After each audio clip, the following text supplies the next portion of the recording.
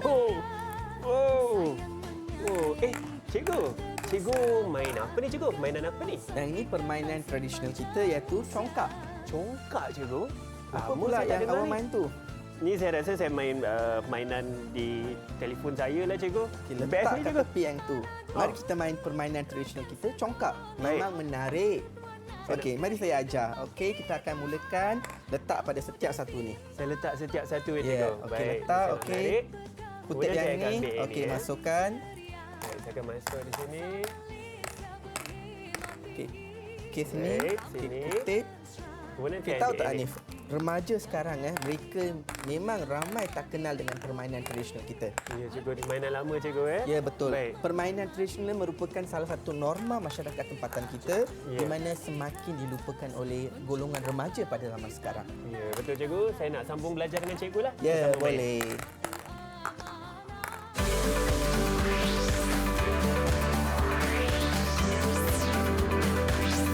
Didik TV KPM.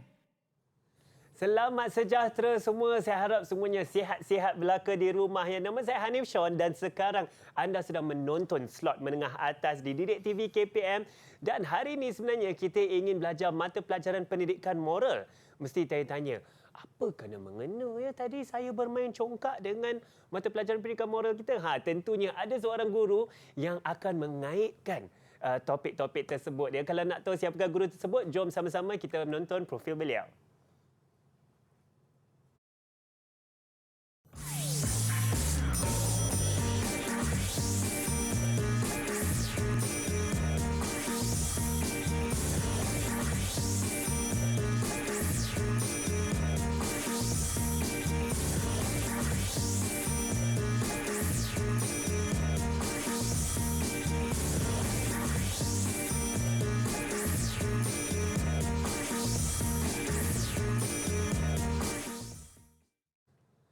Ya, kita sudah menonton siapakah guru kita, iaitu Cikgu Maria Dapur Somunaidu Maria, Ketua Panitia Pendidikan Moral dari SMK Convent Green Lane, Pulau Pinang.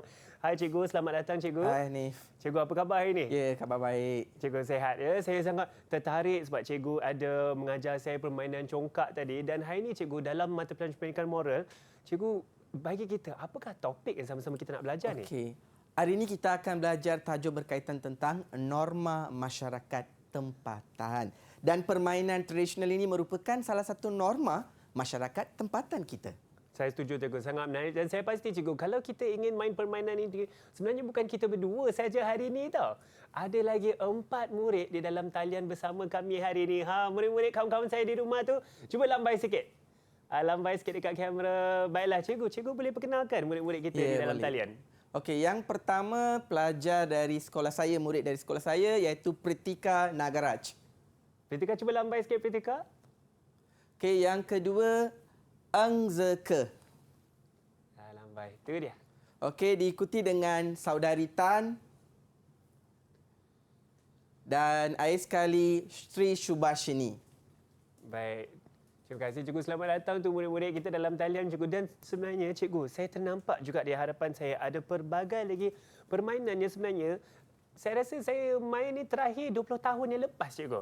Baik, apakah kaitan permainan-permainan ini dengan topik kita iaitu mengenai norma masyarakat sekarang cikgu? Okey, kalau kita lihat Hanif, zaman sekarang remaja kita mereka terlalu dengan permainan online. Contohnya PUBG dan lain-lain. Tapi mereka dah lupakan pelbagai jenis permainan tradisional yang memang akan membantu kita untuk kesihatan, fizikal dan lain-lain. Baik, saya setuju tu cikgu, kerana permainan-permainan tradisional dahulu kita banyak melakukan aktiviti fizikal. Ya, betul. Betul ya? Cikgu boleh kongsikan kepada kita mengenai objektif pembelajaran hari ini? Okey, untuk murid-murid, hari ini kita akan belajar 4 perkara dalam kita punya pembelajaran hari ini. Yang pertama, mari kita akan lihat apakah konsep tentang norma masyarakat. Yang kedua pula berkaitan tentang contoh-contoh norma masyarakat. Yang ketiga adalah berkaitan kepentingan amalan norma masyarakat. Dan yang keempat, kesan pengabaian norma masyarakat. Itu adalah 4 objektif pembelajaran kita pada hari ini. Betul, saya setuju tu cikgu. Dan saya pasti, tadi kan sebenarnya dekat awal rancangan kita, cikgu ada berbisik dekat saya tadi. Cikgu ada soalan untuk kawan-kawan saya di dalam talian tu juga. Apakah soalan tersebut? Okey, murid-murid sekalian, tahu tak apa yang dimaksudkan sebagai norma? Okey, dalam era sekarang kita selalu dengar perkataan new norms, new norms. Tahu tak anda perkataan norma itu berasal daripada perkataan Latin yang membawa maksud peraturan ataupun tindakan. Tahu tak, Hafiz? Oh, saya rasa tu menarik. Saya tak tahu sebenarnya, cikgu. Norms adalah perkataan Latin yang membawa maksud sesuatu tindakan ataupun perlakuan yang diamalkan oleh sekelompok masyarakat dan telah pun menjadi kebiasaan. Itulah yang kita panggil sebagai norma. Norma itu, cikgu. Baik, murid, yang soalan dari cikgu tu? Okey, saya dah lupa pula. Okey, untuk murid-murid pula. Okey, boleh tak anda berkongsi dengan cikgu antara norma-norma yang anda mengamalkan di dalam rumah anda? Okey, yang pertama, cikgu jemput Pritika. Antara norma yang saya amalkan di rumah adalah membuka kasut sebelum masuk ke dalam rumah. Ya, tepat sekali. Terutamanya kita masyarakat di negara-negara ASEAN. Kita mempunyai norma yang berbeza daripada negara-negara Eropah di mana kita perlu menanggalkan kasut semasa kita nak masuk ke rumah orang. Betul kan? Betul, cikgu. Saya setuju. Setuju. Okey, yang kedua pula, Shubhashini. Apakah norma yang Shubhashini amalkan di rumah anda, Shubhashini? Norma yang saya mengamalkan di rumah adalah menghormati orang yang lebih tua.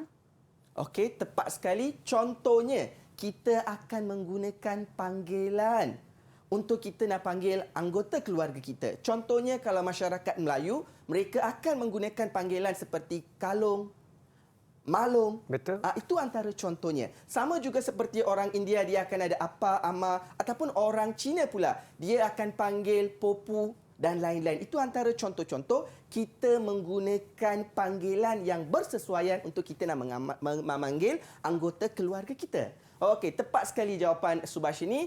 Dan last sekali pula cikgu nak tanya kepada Eng Zeke. Okey, boleh tak beri satu contoh amalan dalam keluarga anda? Saya akan makan makanan dengan keluarga saya setiap hari. Okey, itu pun salah satu contoh norma makan bersama dengan anggota keluarga. Okey, nampak tak? So, itu adalah antara amalan-amalan yang kita dapat amalkan dalam kehidupan harian kita. Betul, saya setuju tu, cikgu. Dan saya rasa norma-norma ni juga sangat penting kerana ia tentunya adalah diasimilasi dengan budaya kita. Ya, tepat sebagai contoh sekali. saya pun, cikgu, sebelum saya keluar rumah, saya akan salam. Saya duduk dengan ibu saya akan salam dan peluk ibu saya. Itu untuk kita menunjukkan hormat dan juga sayang. Okey, tahu tak Hanif? Kita ada 4 jenis norma. Yang pertama, norma iaitu norma agama. Yang kedua adalah norma kesopanan. Yang ketiga, norma hukum. Dan yang keempat adalah norma yang berkaitan sosial. So, dan setiap norma ini adalah berbeza. Okey, dia adalah berbeza. So, kita ada 4. Contohnya seperti mana Hanif kata tadi, bersalam dengan ibu merupakan salah satu norma kesopanan. Okey, ataupun kita mengucap.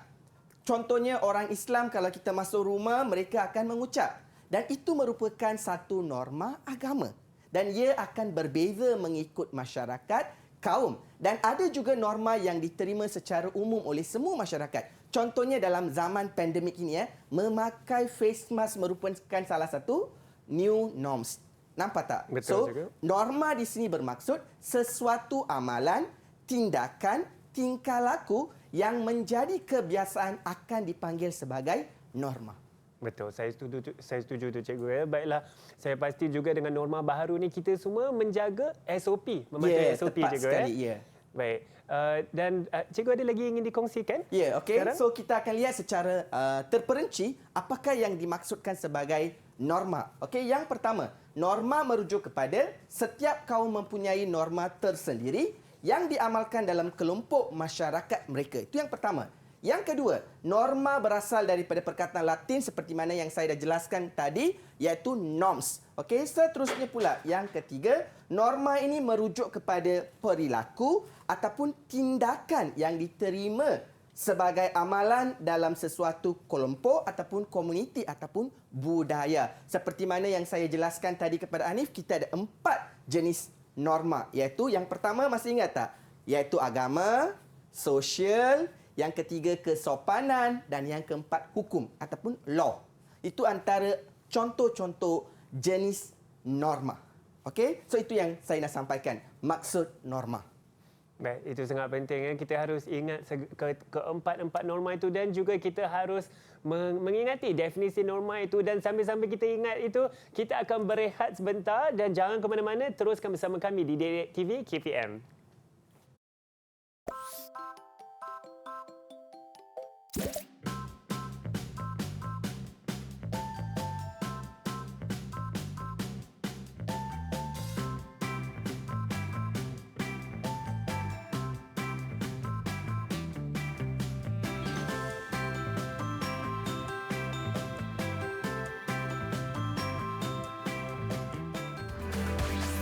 Didik TV KPM.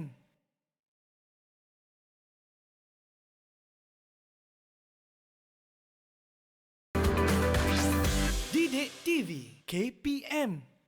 Ibu bapa dan kaum keluarga, saudara terdekat, jiran tetangga, sayang menyayangi, berteguh sapa, ketulusan ikatan sepanjang usia. Kembali bersama kami di Didik TV KPM. Hari ini untuk slot menengah atas, kita sedang membincangkan mata pelajaran pendidikan moral dengan topiknya norma masyarakat pemangkin kesejahteraan. Mesti tertanya-tanya lagi, kenapa kita nampak permainan-permainan tradisional tadi? Macam-macam kan? Ada susun-susun, ada main sini, ada seperti catur dan congkak. Tentunya bersama saya ialah Cikgu Somu, dan Cikgu akan membincangkan mengenai topik ini bersama murid-murid kita yang dalam talian. Juga ada 4 orang murid, kesemuanya dari SMK Convent Greenland Pulau Pinang. Baik Cikgu, Cikgu akan membincangkan mengenai contoh norma masyarakat pula Cikgu. Okey, so Silakan Cikgu. tadi pelajar telah pun berkongsi beberapa contoh amalan norma yang mereka amalkan di rumah. Okey, seterusnya pula contoh daripada saya pula. Okey, yang pertama, menghormati orang yang lebih tua. Contohnya kita akan menggunakan panggilan yang sesuai untuk kita memanggil anggota keluarga. Yang kedua adalah duduk ketika makan.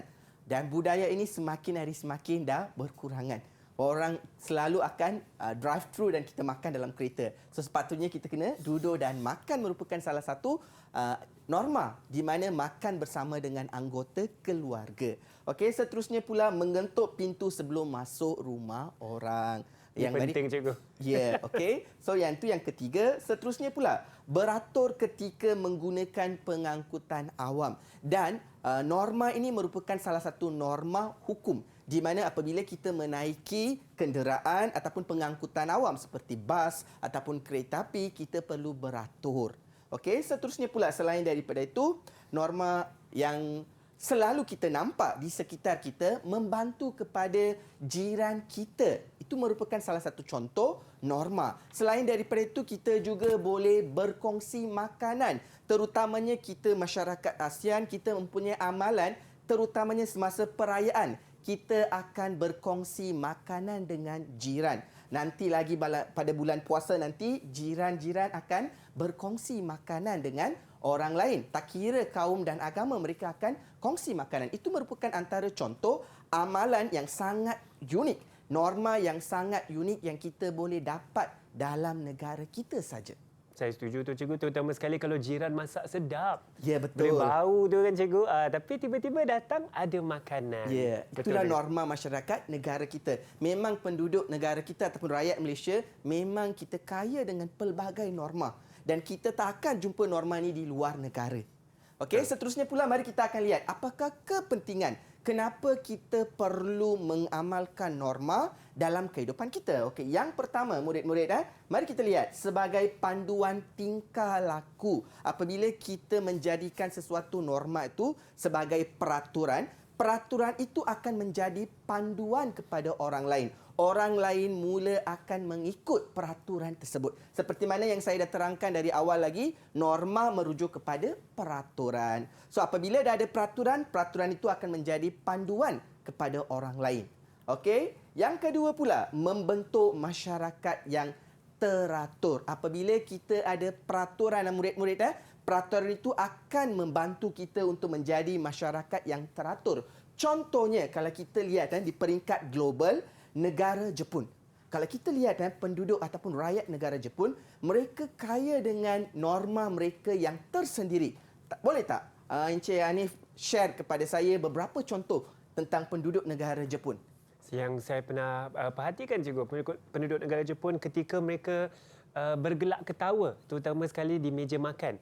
Dia tak ada gelak ketawa besar-besar cikgu sampai kita nampak makanan dalam mulut, tak ada. Mereka akan macam tu. Saya kena belajar lah. Sebenarnya itu merupakan salah satu norma di meja makan. Betul Okey, juga. selain daripada itu, di negara Jepun, mereka jaga kebersihan. Okey, saya pernah tengok satu video klip di mana longkang belakang rumah mereka ada ikan koi.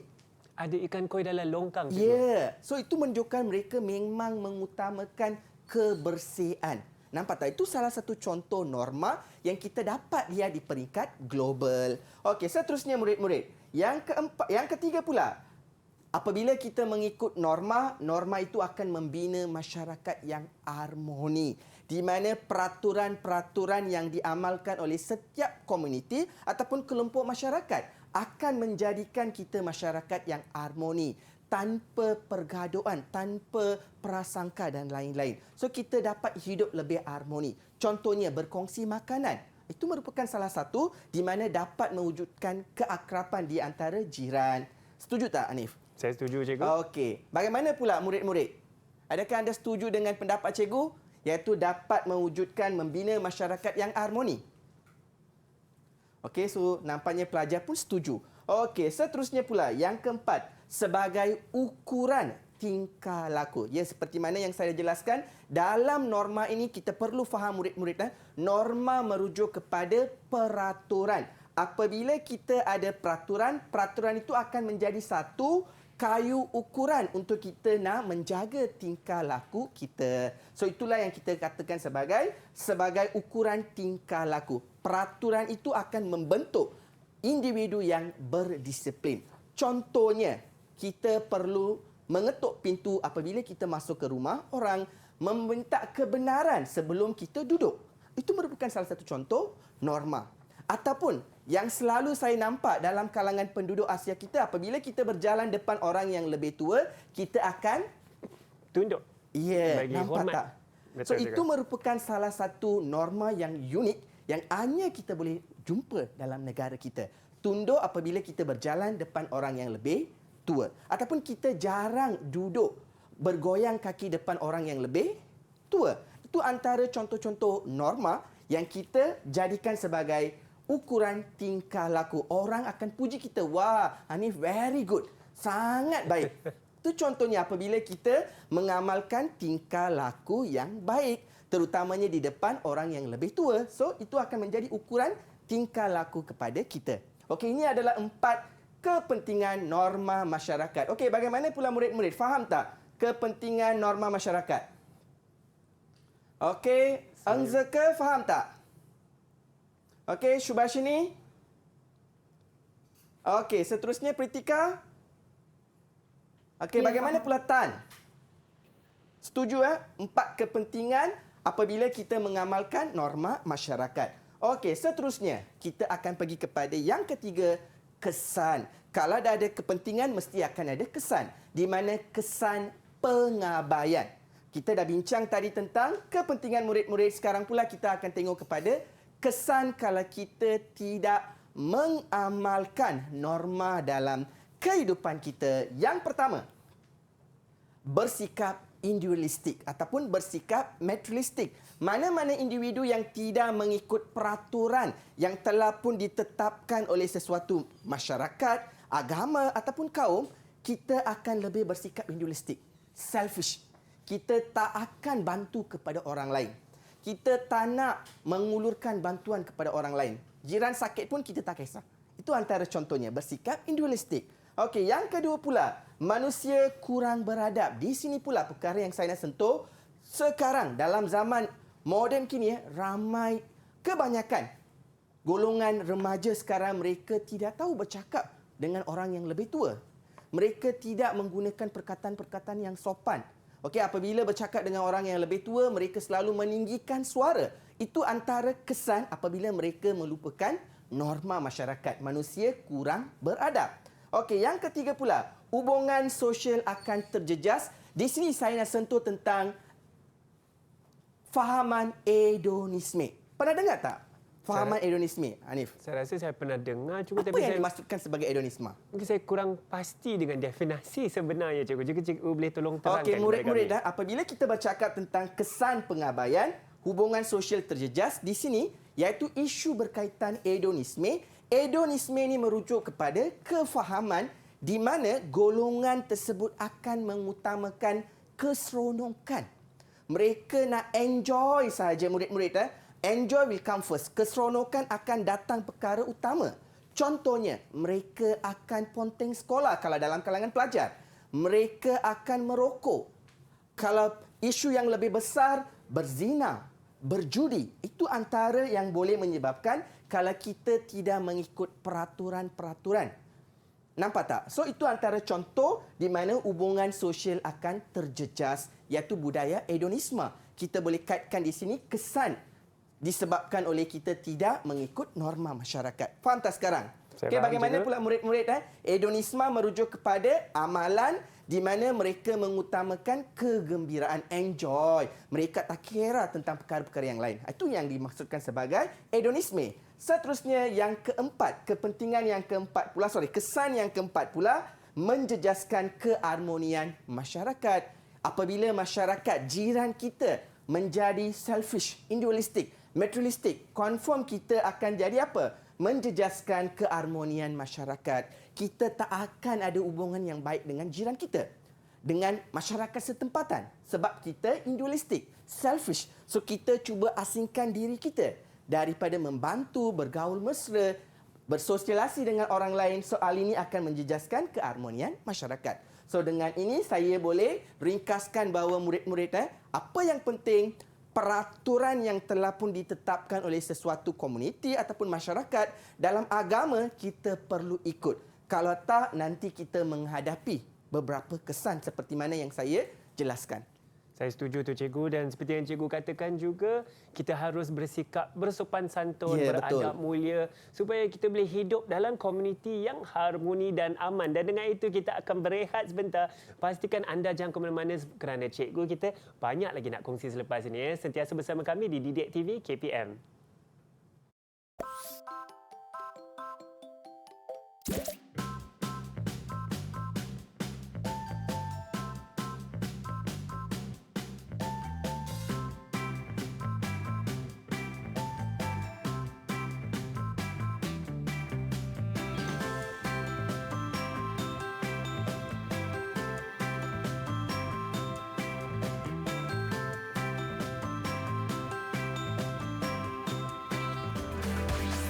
Didik TV KPM.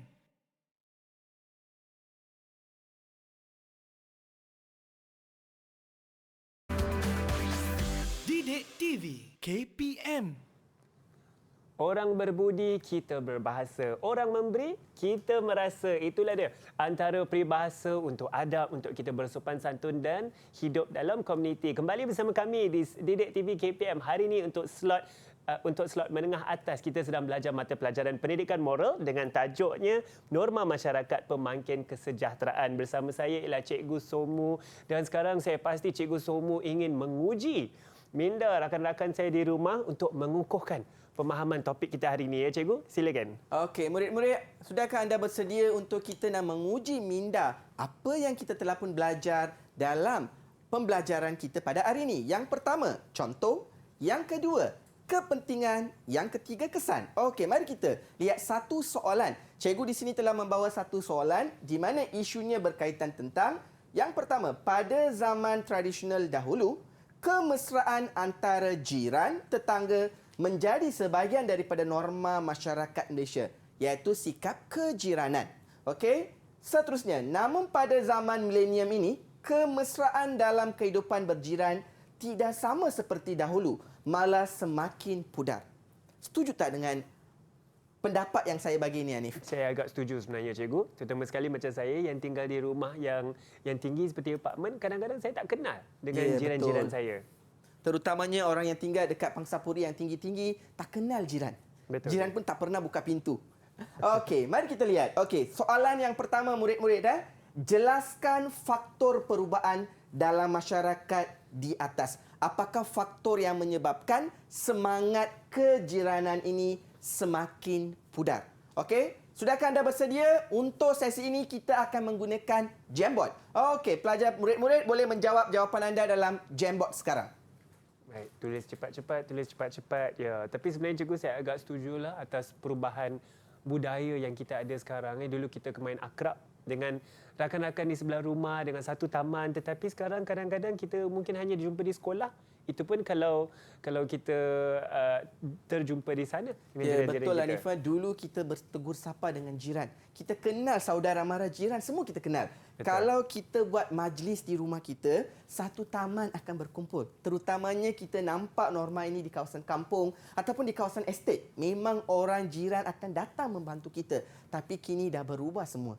Betul. Semangat kejiranan itu semakin hari semakin pudar. Betul. Satu kawasan itu adalah seperti satu keluarga ya cikgu, dan sekarang Ya, kita boleh betul. perhatikan cikgu, kita sudah menerima jawapan daripada murid-murid kita ni. Okey, so mari kita lihat jawapan yang pertama, iaitu faktor perubahan norma dalam masyarakat kita. Yang pertama, Zinke dia letak sifat perkauman. Ya, betul juga. Jawapan yang pertama, faktor yang pertama adalah sifat perkauman, di mana masih ada segelintir masyarakat kita yang mempunyai sikap perkauman. Mereka tidak mahu bekerjasama ataupun bercakap jiran yang berbeza kaum. Itu perkara yang pertama, faktor yang pertama. Yang kedua, jawapan daripada Tan pula, kecanggihan teknologi. Seperti mana dari awal lagi Hanif bawa telefon bimbit dan dia lebih kepada permainan online, di mana teknologi ini menjadi satu faktor di mana kita punya semangat kejiranan menjadi pudar. Okey, di mana kita sibuk dengan mengejar teknologi. Okey, kita tak ada masa untuk kita nak berjumpa dengan jiran ataupun bercakap dengan jiran. Dulu kalau kita buat sambutan, kita akan memberi ucapan dan lain-lain secara lisan, tapi sekarang semuanya dalam mesej. Nampak tak dia punya kesan? Okey, yang seterusnya pula, pembangunan yang pesat merupakan salah satu faktor, di mana seperti mana yang Hanif kata tadi, duduk dekat rumah yang bertingkat-tingkat, kita tak kenal jiran.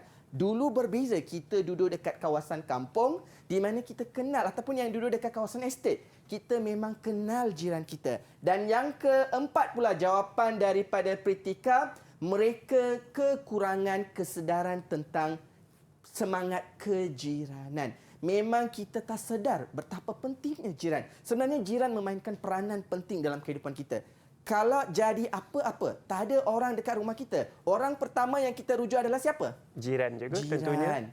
Sama ada dalam kecemasan ataupun kita buat majlis, orang pertama yang akan datang membantu kita adalah selain daripada saudara mara, jiran. So di sini semangat kejiranan sangat-sangat penting.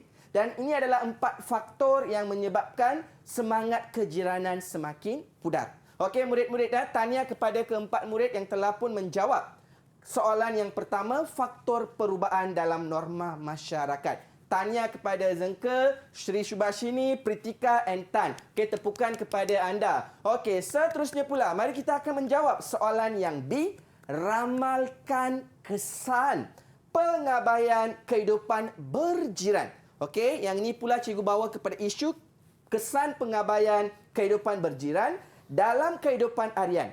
Jawapan anda perlulah berdasarkan nilai-nilai universal yang telah dipelajari. Di sini pula anda perlu kaitkan dengan nilai-nilai universal. Yang pertama, cikgu nak anda senaraikan apakah nilai-nilai universal yang kita boleh kaitkan dengan isu kejiranan. Saya setuju juga. Sambil murid-murid kita menjawab soalan tu cikgu, sebenarnya saya setuju kerana jiran tu kita katakan seperti keluarga cikgu. Ya, betul. Ya? Seperti keluarga. Masih lagi menjawab. Saya ingatkan itu jawapan yang baru cikgu. Baik. Sebenarnya saya ada juga satu kisah cikgu. Ketika saya kecil, ada seorang ahli keluarga yang kurang sihat masa tu dan saya kecil, saya tidak boleh memandu kereta. Maka kita terpaksa meminta tolong jiran sebelah untuk membawa ahli keluarga saya itu ke hospital. Dan seperti yang cikgu katakan, itu pentinglah kerana Ya, pengalaman yang sama Hanifah berlaku kepada saya apabila salah seorang jiran saya, dia sakit, dia nak mengandung. Okay, dia nak beranak, so dia sakit. So tak ada kereta dekat rumah. So last dia call mak saya yang telah panggil ambulans. Nampak tak? Begitu pentingnya semangat kejiranan. Betul. Tapi dalam zaman moden sekarang, semakin hari semakin semangat kejiranan ini pudar. Terutamanya dalam kawasan bandar yang duduk dekat rumah bertingkat-tingkat. Nama saja duduk dekat rumah bertingkat-tingkat, tapi semangat itu dah pudar. Jauh berbeza di kawasan kampung ataupun di kawasan estate. Betul. Kita sibuk dengan aktiviti seharian ya, Ya, cikgu, dan betul. saya perhatikan sudah mendapat jawapan daripada murid-murid kita dalam talian. Yang pertama, kita tengok kepada nilai ya. Antara nilai yang kita boleh kaitkan dengan situasi hidup berjiran. Yang pertama, nilai hormat. Sangat penting. Kita kena hormat agama mereka, adat resam mereka, anggota yang ada dekat jiran kita. Okey, yang kedua, nilai kerjasama. Tepat tan. Okey, jawapan yang pertama dari Pritika betul, nilai hormat. Nilai yang kedua tepat, iaitu nilai kerjasama. Salah satu ciri yang kita perlu terapkan dengan jiran kita. Yang ketiga pula jawapan daripada Zinke, nilai bertanggungjawab. Tepat Zinke, kita perlu ada sikap bertanggungjawab dengan jiran kita. Dan yang keempat pula nilai Emma tinggi daripada Suri Subashini, iaitu kita perlu bercakap dengan sopan santun, menghormati mereka, merujuk kepada nilai Emma tinggi. Okey. Tanya kepada Pritika, Tan, Zengke dan Sri, yang 4 orang ni. Seterusnya pula, saya nak anda beri kesan. Apakah kesan kalau kita tidak mengamalkan norma dengan jiran kita? Okey, boleh tak pelajar-pelajar, murid-murid jawab sekarang? Saya setuju tu. Ya, cikgu, satu lagi kan yang saya teringat seperti kita menghormati agama masing-masing. Ya, itu sebagai sangat penting. contoh, ketika saya Tahun Baru Cina, jika saya melawat jiran-jiran saya atau rakan-rakan saya Cina, mereka menghidangkan makanan yang halal. Ada juga kadang-kadang di antara kawan-kawan saya yang beragama Hindu yang hanya makan sayur, kita pastikan ada makanan yang asing yang sesuai untuk mereka makan. Ya, setuju dengan Hanifah. Memang masyarakat Malaysia kita memang dah tahu kalau kita jemput orang Islam ke rumah kita, perlu menyediakan makanan halal. Nampak tak? Ataupun kita pergi ke rumah orang Cina, mereka memang tidak akan mengidamkan makanan yang tidak halal. Nampak tak? Itu adalah satu keunikan dalam masyarakat kita, di mana kita dah tahu dan kita mula menghormati norma masyarakat. Sebab dari awal lagi saya dah katakan, norma ini dia akan berbeza mengikut kaum, mengikut agama. Ada juga norma ini akan berbeza mengikut komuniti. Contohnya masyarakat dekat Sabah dan Sarawak. Dia punya norma hidup adalah jauh berbeza daripada apa yang kita amalkan. Nampak tak di sini? Okey, kita dah ada jawapan daripada murid kita. Okey, yang pertama jawapan daripada Pritika. Okey, Pritika kata kesan yang pertama adalah kebajikan individu golongan yang perlukan bantuan akan terabai. Contohnya, kalau kita tidak rapat dengan jiran, rumah jiran terbakar, so nanti kita tak akan ada peluang untuk kita nak membantu kepada jiran kita. Ataupun dalam musim pandemik ini, murid-murid, yang penting katakan rumah jiran kita semuanya telah kena COVID. So kita perlu menyediakan makanan. Dan saya nampak situasi ini memang wujud dalam negara kita apabila jiran kita, saudara kita yang kena COVID, ada orang yang pergi mengulurkan bantuan. Dan terutamanya semasa zaman kita perintah berkurung MCO 1, MCO 2, ada orang yang datang membantu kita. Itu yang kita panggil sebagai kesan apabila kita tidak mengabaikan. Okey, yang kedua pula berkaitan tentang pergaduhan antara kaum akan meningkat apabila kita tidak hormat jiran, kita tidak memahami adat resam jiran, mungkin akan berlaku pergaduhan antara jiran. Okey, yang ketiga pula, kesan yang ketiga adalah menjatuhkan maruah keluarga. Confirm kan Hanif, kita akan dipandang rendah oleh jiran kita. Oh, that family, oh my God. Jangan kawan dengan family itu. Mereka memang kaki gaduk. Mungkin akan ada stigma like that kalau kita tidak ada peraturan ataupun norma. Dan yang keempat pula, jawapan daripada Subashini, semangat kejiranan akan berkurang. Confirm itu adalah di mana kesan apabila kita tidak mengamalkan norma iaitu peraturan tingkah laku, semangat kejiranan ini semakin hari semakin akan berkurang. Seperti mana dalam situasi kita pada hari ini. Tahniah kepada keempat pelajar yang telah pun memberi jawapan yang betul, di mana kebajikan individu golongan diperlukan terabai. Yang kedua adalah berkaitan tentang hormat, berlaku pergaduhan di antara kaum dan lain-lain. So keempat jawapan itu tepat. Tahniah kepada keempat orang pelajar, murid kita pada hari ini. So bagaimana pula murid-murid kat luar, faham tak apa yang dimaksudkan sebagai faktor dan diikuti dengan kesan apabila kita tidak mengamalkan semangat kejiranan. Sebab kejiranan ini merupakan salah satu norma masyarakat tempatan yang kita perlu wariskan kepada generasi akan datang. Saya setuju, Cikgu. Dan saya pasti dengan perubahan norma antara yang lama dan baru tu akan mempunyai pelbagai isu dan pelbagai masalah, ya, Cikgu. Dan kita harus mengambil yang baik dan kita buang yang keruh, ya. Dan kita akan berehat sebentar.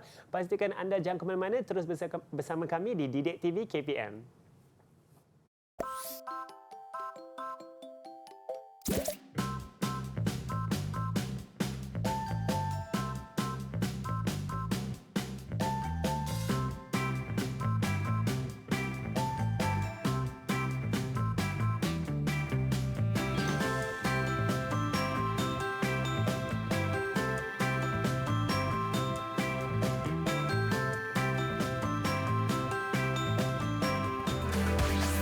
Didik TV KPM.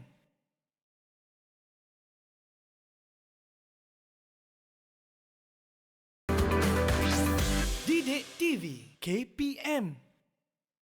Kembali bersama kami di Didik TV KPM. Hari ini kita sedang belajar slot menengah atas mata pelajaran pendidikan moral dengan topiknya Norma Masyarakat Pemangkin Kesejahteraan. Bersama saya ialah Cikgu Somu dari SMK Convent Green Lane Pulau Pinang, yang bersama 4 murid dalam talian daripada sekolah yang sama, Cikgu. Sekarang kita akan mengupas bagaimanakah aplikasi nilai-nilai universal dengan topik yang kita belajar hari ini. Okey, terima kasih Hanifah. Okey, mari kita lihat murid-murid antara nilai yang kita dapat pelajari daripada keseluruhan pelajaran kita pada hari ini. Yang pertama nilai hormat, yang kedua nilai bertanggungjawab, yang ketiga nilai ema tinggi dan yang keempat adalah nilai harga diri. So 4 nilai ini kita dapat terapkan melalui tajuk kita pada hari ini, di mana contoh diikuti dengan kepentingan dan kesan. Apabila kita menghayati ketiga-tiga ini, kita dapat menerapkan keempat nilai ini dalam diri kita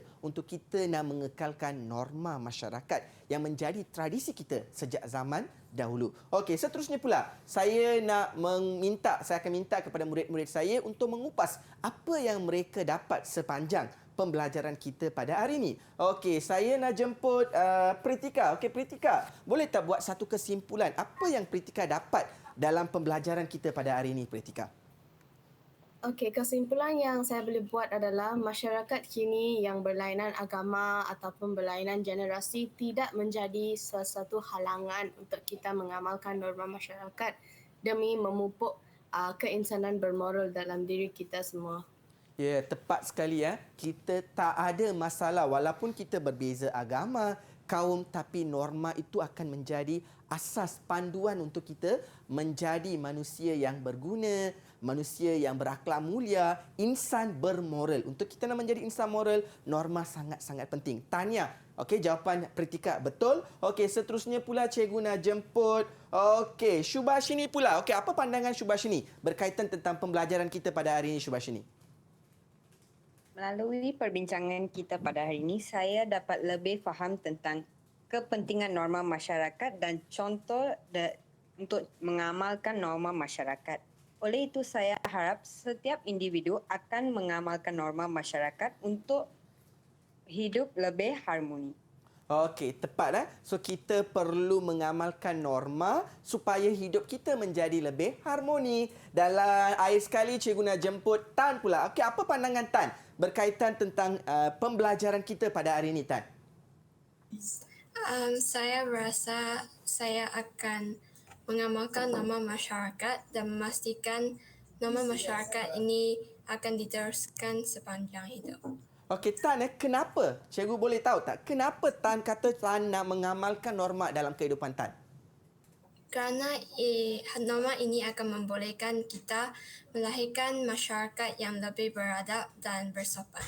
Ya, tepat sekali ya. So jawapan daripada Tan pun tepat. Di mana murid-murid apabila kita mengamalkan peraturan iaitu norms dalam kehidupan kita, kita akan menjadi insan bermoral. Kita akan menjadi manusia yang berguna kepada diri kita, keluarga kita, masyarakat serta negara. Dan di sini pula kesimpulan yang kita dapat buat secara keseluruhan untuk tajuk kita pada hari ini. Yang pertama, masyarakat yang berbilang kaum bukanlah penghalang bagi rakyat Malaysia untuk mereka menengahkan amalan terpuji yang ada pada setiap kaum ataupun agama ataupun komuniti. Yang kedua pula, interaksi yang baik akan terbentuk apabila norma masyarakat menjadi amalan setiap individu. Orang akan bertegur sapa. Okey, seterusnya pula, norma masyarakat juga akan membentuk individu agar saling menghormati dan hidup harmoni dalam sesebuah masyarakat. So ketiga-tiga ini telah pun diberitahu oleh murid-murid kita pada hari ini.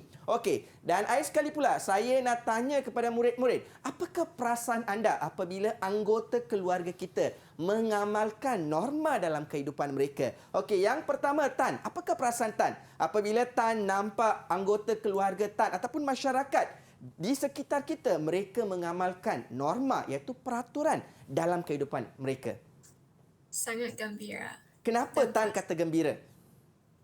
Kerana apabila kita mengamalkan norma masyarakat, hubungan antara kaum dan juga keluarga menjadi lebih erat. Okey, betul jawapan Tan. Dia kata dia akan rasa gembira apabila nampak. Okey, bagaimana pula? Katakan anda nampak individu tidak mengamalkan norma. Apakah perasaan anda? Okey, jawapan daripada Pritika. Apakah perasaan Pritika kalau orang tidak mengamalkan norma dalam kehidupan mereka? Saya berasa marah. Okey, kenapa Pritika marah? Nanti bawa parang Pritika. Saya berasa marah kerana masyarakat mengabaikan sesuatu norma yang mampu memberikan kebaikan dalam kehidupan mereka.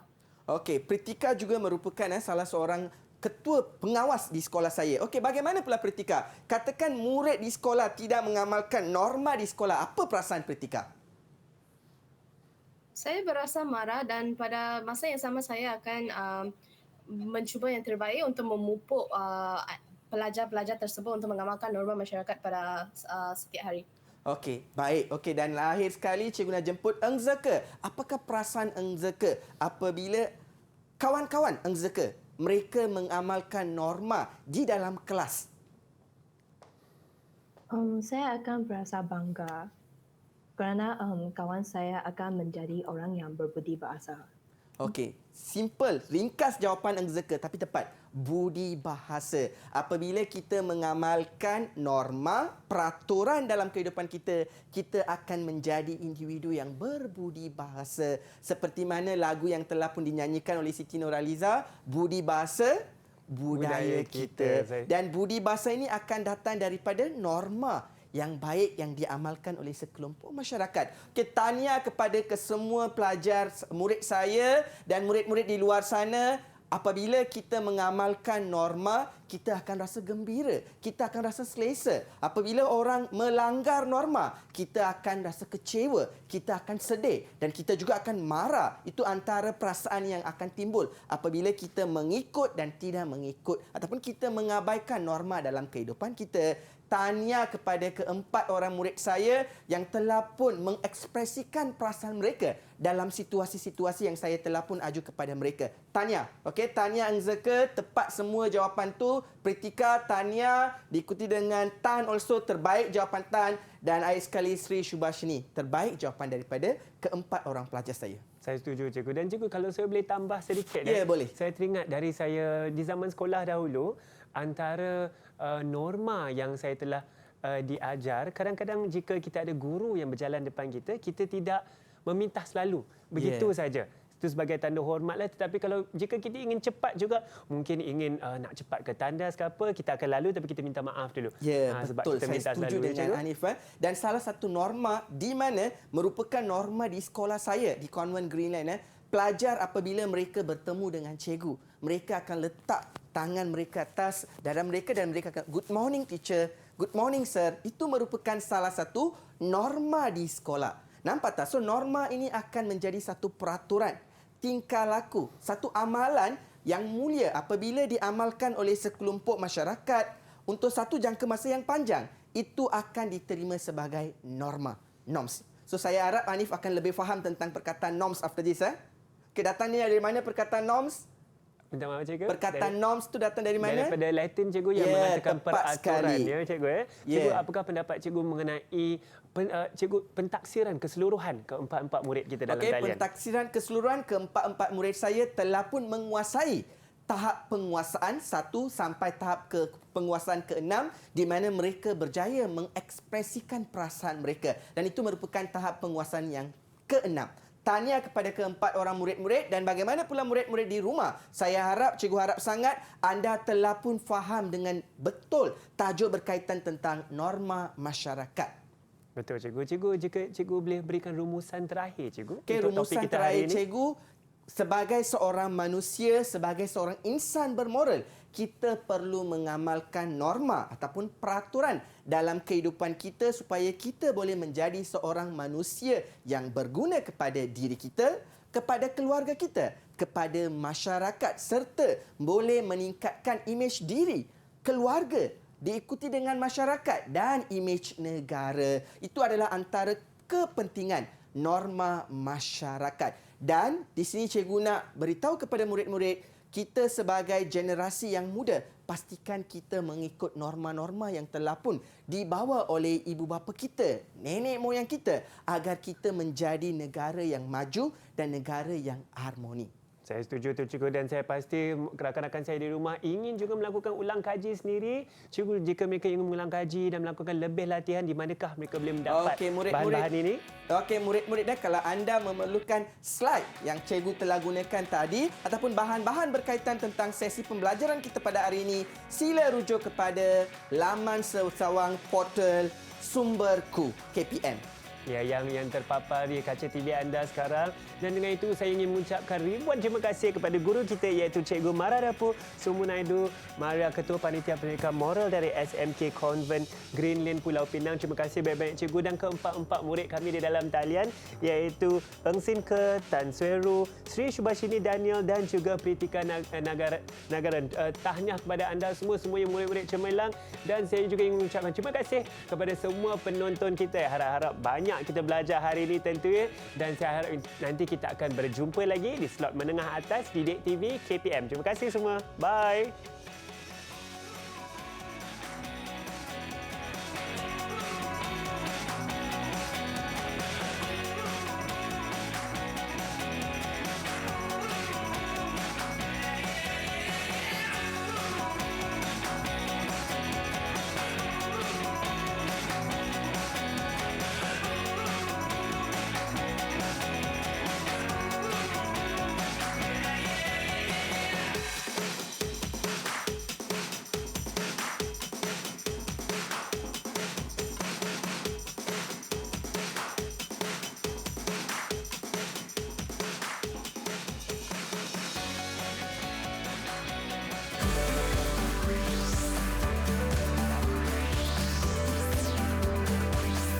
Didik TV KPM